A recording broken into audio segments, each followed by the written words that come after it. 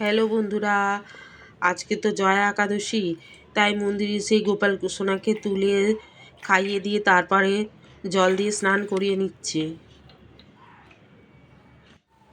তারপর সব থালাগুলো সাজিয়ে নিয়েছি, নিয়ে ফুল আজকের বৃহস্পতিবারও সেই জন্য ফুল সব রেডি করে নিয়েছি। নিয়ে এই যে রাধাকৃষ্ণকে স্নান করিয়ে গোপাল সোনাকে স্নান করিয়ে সুন্দর করে ফুল দিয়ে বসিয়ে দিয়ে এই যে থালার সামনে দিয়ে দিচ্ছি।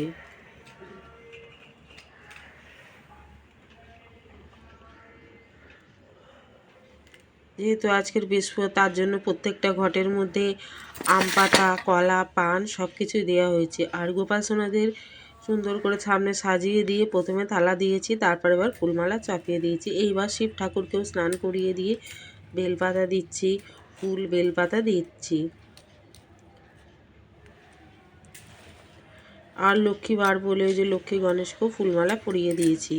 দিয়ে ঘটের মধ্যে পান, আম পাতা, কলা সব দিয়ে তারপর আস্তে আস্তে বেলপাতা, ধূপ সব ঠাকুরকে দিয়ে সুন্দর করে ফুলমালা দিয়ে আস্তে আস্তে সাজিয়ে নিচ্ছে।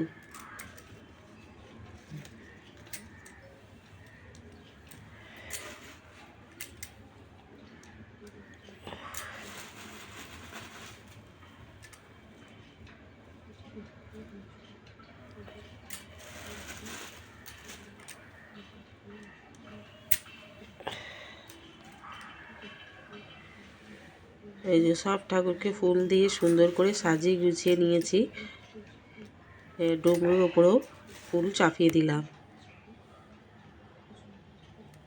তারপরে কেমন করে সাজিয়েছি সেইগুলো ঠিক করে দেখিয়ে দিলাম। তারপরে এক এক করে প্রত্যেকটা ঠাকুরের সামনে থালা সাজিয়ে বসিয়ে দিলাম।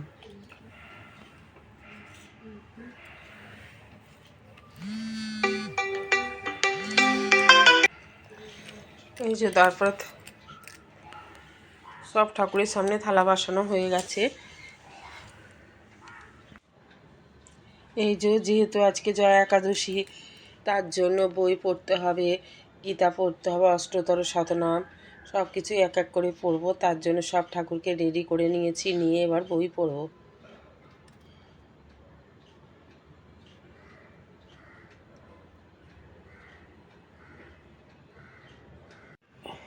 তারপর এক এক করে রাধাকৃষ্ণ গোপাল সোনাদের সব আরতি করে নিচ্ছি।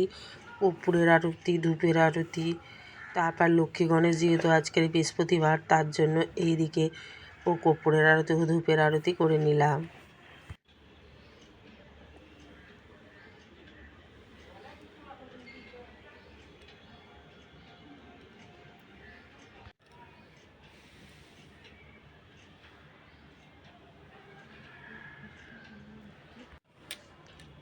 তারপরে যে ধূপের আরতি করে নিলাম।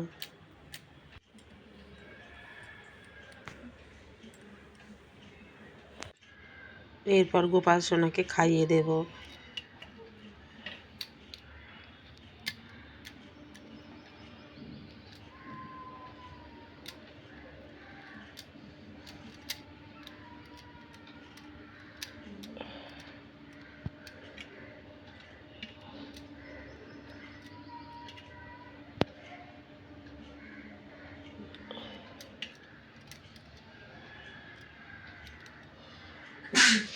তারপর গো মাতাকেও খাইয়ে দিলাম।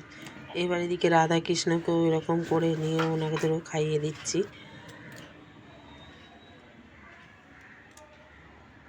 ভিডিওটা যদি ভালো লেগে থাকে তবে বন্ধুরা লাইক, কমেন্ট, শেয়ার করে দেবেন।